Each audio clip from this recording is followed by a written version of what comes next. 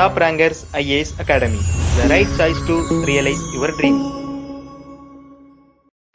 நண்பர்கள் அனைவருக்கும் வணக்கம். நமக்கு ப்ரீலிம்ஸ் ரிசல்ட் விட்டதுலேருந்து இந்த லிஸ்ட் 1 அந்த லிஸ்ட் 2 அப்படின்னு விட்டுருப்பாங்க.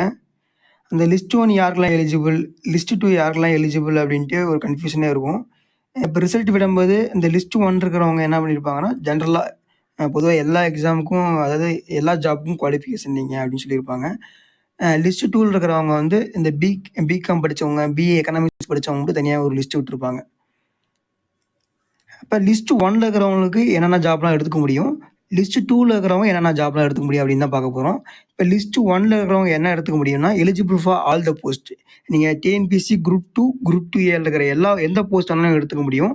ஒரு எக்ஸாம்பிளுக்கு சொல்லணும்னா, ஒருத்தவங்க சப் ரிஜிஸ்டர் அப்படின்னு ஒரு போஸ்ட் இருக்குது. இந்த சப் ரிஜிஸ்டர் அப்படிங்கிறது எல்லாத்துக்குமே எலிஜிபிளான போஸ்ட்டு.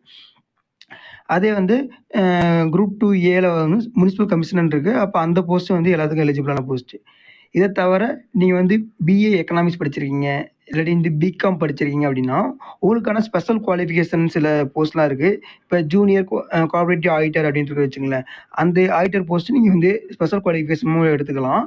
ப்ளஸ் நீங்கள் வந்து சப் ரிஜிஸ்டர் போஸ்ட்டாக இருந்தாலும் எடுத்துக்கலாம், ஜூனியர் எம்ப்ளாய்மெண்ட் ஆஃபீஸர் போஸ்ட்டாக இருந்தாலும் எடுத்துக்கலாம். உங்களுக்கு வந்து 2 பெனிஃபிட் இருக்குது. நீங்கள் வந்து கேண்டிடேட் 1ஆக இருக்கவங்க, நீங்கள் ஜென்ரல்லையும் இதாகிட்டு நீங்கள் வந்து ஸ்பெஷல் குவாலிஃபிகேஷனாக பிகாம் பிஏ எக்கனாமிக்ஸ் வச்சுருந்தாங்க, உங்களுக்கு வந்து 2 எலிஜிபிலிட்டி இருக்குது. 2 போஸ்ட்டில் நீங்கள் எது வேணால் எடுத்துக்கலாம். இப்போ லிஸ்ட் 2 அப்படின்ட்டு என்னன்னா, ப்ரிலிம்ஸ் ரிசல்ட் எப்போ விட்டுருப்பாங்க, அந்த லிஸ்ட் 2ல் இருக்கிறவங்க எலிஜிபிள் ஃபார் ஒன்லி 9 போஸ்ட்டுக்கு மட்டும் தான், 9 போஸ்ட்டுக்கு மட்டும் தான் நீங்கள் எலிஜிபிள்.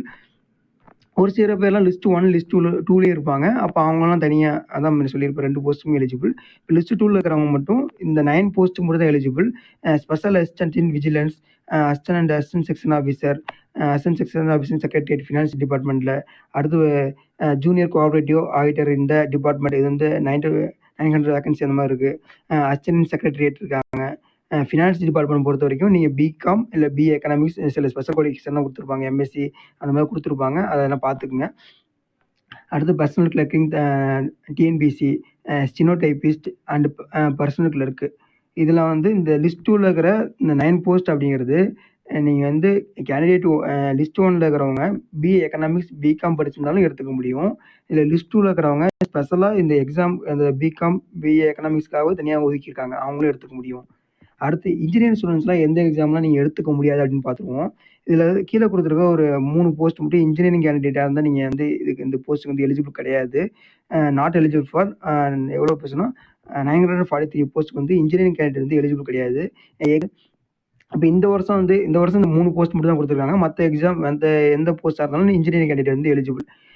அடுத்து assistant section officer in law department செக்ரட்டரியேட்டுக்கு வந்து நீங்கள் எலிஜிபிள் கிடையாது. Assistant section officer in finance டிபார்ட்மெண்ட்டுக்கு நீங்கள் எலிஜிபிள் கிடையாது. Junior cooperative auditor cooperative audit டிபார்ட்மெண்ட்டுக்கு வந்து நீங்கள் எலிஜிபிள் கிடையாது.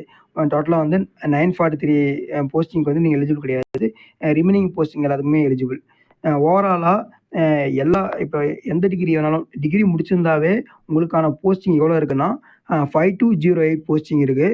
ரிமைனிங் 6151 போஸ்டிங்கில், அதாவது 6151 போஸ்டிங்கில் இந்த ஸ்பெஷல் கேட்டகரிலாம் முடிஞ்சது தவிர மீதி ரிமைனிங் இருக்கிற போஸ்டிங் எவ்வளோன்னா 5208 அப்படின்னு சொல்கிறாங்க.